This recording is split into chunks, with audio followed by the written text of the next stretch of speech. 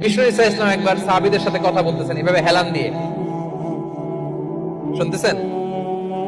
বিশ্বনবী হেলান দিয়ে বলেন, আলা উনাব্বিউকুম বিআকবারিল কাবায়ের, সবচেয়ে বড় কবিরা গুনাহ কোনটা তোমরা জানো নাকি? সাহাবারা বললেন, আপনি সবচাইতে ভালো জানেন ইয়া রাসূলুল্লাহ, আপনি বলেন। বিশ্বনবী বলেন, সবচাইতে বড় কবিরা গুনাহ আল্লাহর সাথে শিরক করা।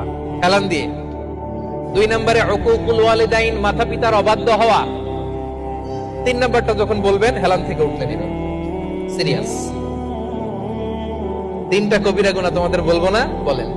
2টা বলছে হেলান দিয়ে, একটা হচ্ছে আল্লাহর সাথে শিরক করা, 2 নাম্বার হচ্ছে মাতা পিতার অবাধ্য হওয়া। 3 নম্বরটা যখন বলবেন, ওয়াকানা মুত্তাকিয়ান, তিনি হেলান দেওয়া ছিলেন, ফাজালাসা, সিরিয়াস হয়ে বসলেন। এরপরে বললেন, আলা ওয়া কওলু যুর, আলা ওয়া শাহাদাতু যুর, সাবধান, মিথ্যা বলো না, মিথ্যা সাক্ষী দিও না, মিথ্যা সাক্ষী দিও না, মিথ্যা সাক্ষী দিও না। বিষ্ণু নবী বলতেই লাগলেন।